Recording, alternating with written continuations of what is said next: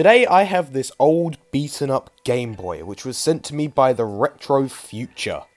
As you can probably see, it's in pretty bad condition. The case is quite badly yellowed and it's missing all of its screws, so all of the parts keep falling out and going everywhere. So today I'm going to be cleaning up all of the parts and putting them in this fairly new shell. And while the shell isn't perfect, once I've cleaned it up, it's going to look pretty much brand new. And it's definitely going to be a lot better than this original shell. Right now, all we need is the original shell, so we're going to put this new shell to the side for 1 second, and let's get started. To start off, I'm going to remove the screen, which is attached by a ribbon cable.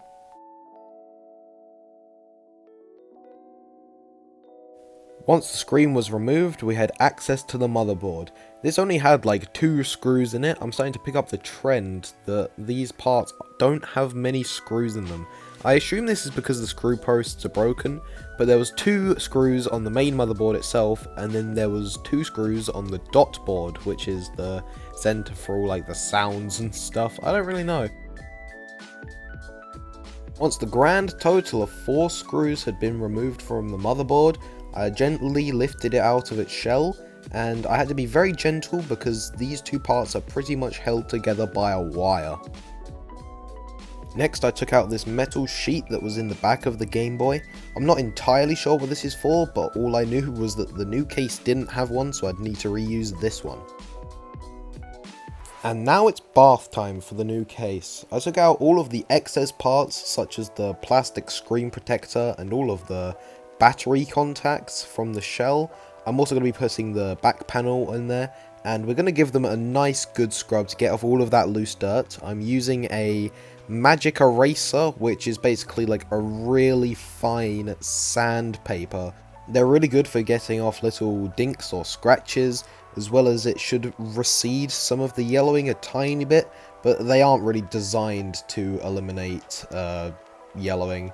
I tried to do it on the inside a bit, but that just messed up the sponge. And now I'm using a toothbrush to get into all of these little crevices.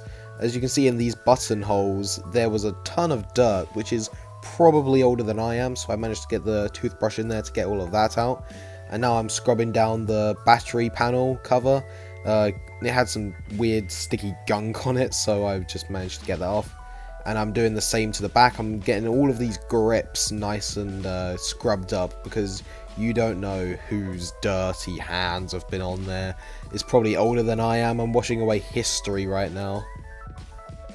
Now that these parts are all clean, we can take away this hot soapy water, and we can start transferring all of the parts into this new shell, which looks absolutely spotless now. It looks brand new.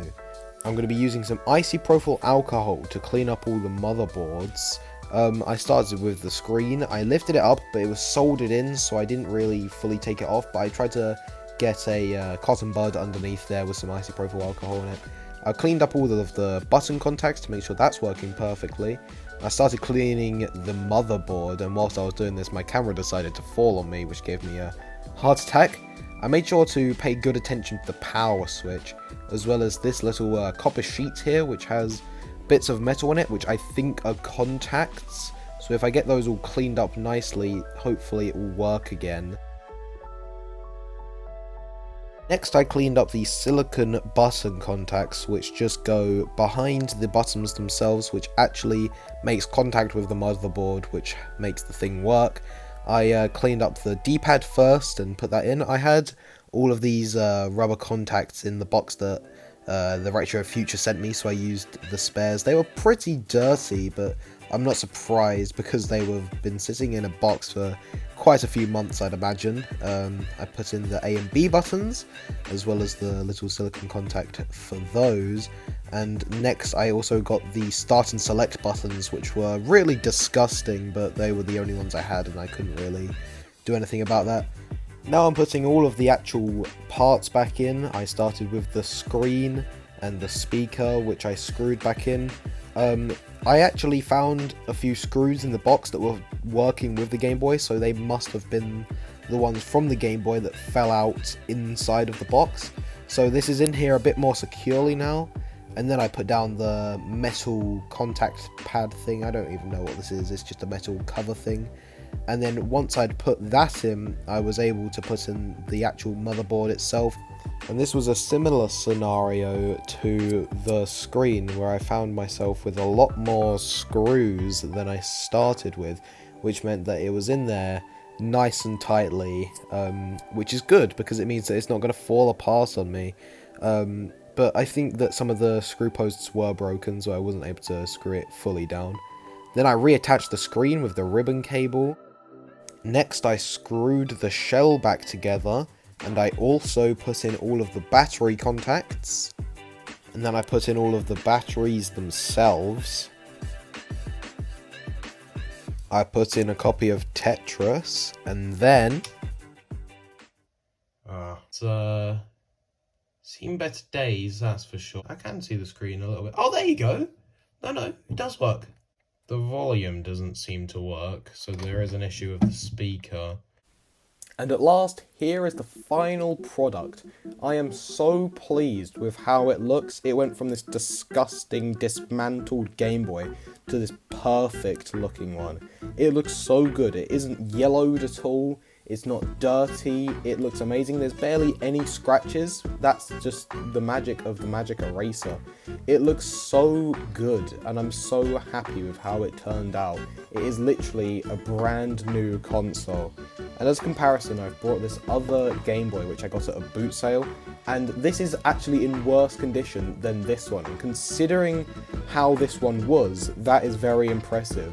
I think the only flaw with this one is obviously the screen and the buttons, but don't you worry, I'm going to be sorting that out very soon. I've actually got more planned for this little guy. This is not the end for this one.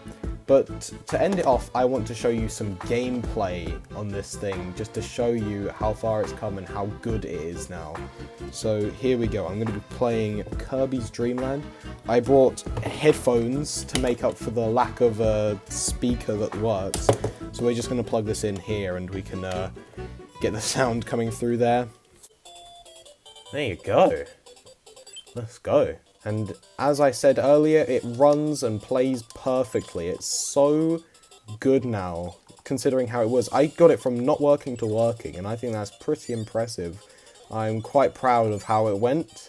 And yeah, if you enjoyed this video, then make sure you hit like and subscribe. It would mean a lot to me. There was a lot of time and effort in this video, so it would definitely mean a lot if you subscribed. And yeah, hit the notification bell so you don't miss any more uploads and moddings and games. There is lots to come soon enough. So yeah, make sure you hit that subscribe button, and I'll catch you in the next video.